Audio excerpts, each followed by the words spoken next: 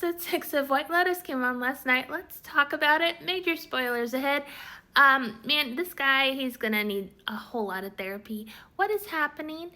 So much more than just kissing happened between the brothers. Little brother, based on like the preview for next episode, I'm afraid that he's gonna get with the sister next.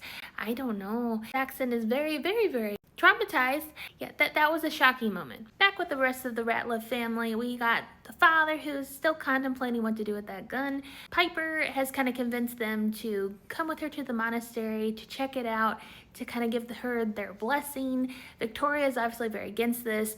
The father's like, I don't really care. I have more things on my mind right now. Piper asks Lachlan to join her after Lachlan and Saxon get back from the yacht, which I think some distance between Lachlan and Saxon might be preferred. Victoria clearly doesn't have a fun time at the monastery, but Mr. Ratliff is enlightened there, and he says, I don't think this is that bad. Victoria kind of gives Piper the deal. Hey, I will give you my blessing for you to stay here. If you just stay one night, stay tonight and let me know how you feel. So Lachlan offers to stay with Piper, and this is where I think something terrible might happen between the two of them. I really hope nothing happens between the brother and the sister, but now knowing Lachlan, who knows? So Mr. and Mrs. Ratliff make their way back to the hotel. While they're at the monastery, Gatetalk is finally going into their hotel room to get that gun, because he didn't quite get it the last time. He almost doesn't make it out before being noticed, but he gets the gun back, so yay. So Belinda got some this episode, and unfortunately her son walks right into the room in the morning. So glad he's there. I feel a little bit better for Belinda that her son is now there. I really hope she's okay, because Gary or Greg or whatever his name is came to her and just said, I think you should come to my house. And obviously she knows what's up, like it's not safe to go to his house, but are they gonna go to his house? Probably. Is something terrible gonna happen? Most likely. I'm terrified for Belinda. So Chloe's kind of afraid of Greg or Gary or whatever his name is. She kind of is like, nothing happened on that yacht, but obviously he knows something happened, and basically he just lets her know, like, I need your help with something, and he wants to have some people over. I've seen several theories about this, like he's gonna blackmail Saxon into being like, hey, I had cameras on that boat and I saw you kiss your brother, and like he might blackmail him into doing something to Belinda.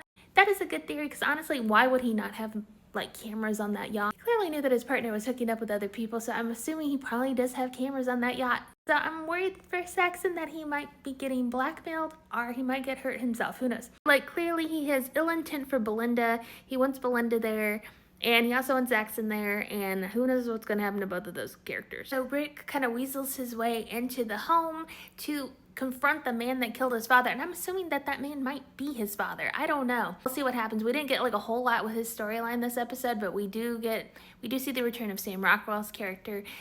Something's happening. He's planning something, and I'm just assuming that maybe that man is his father.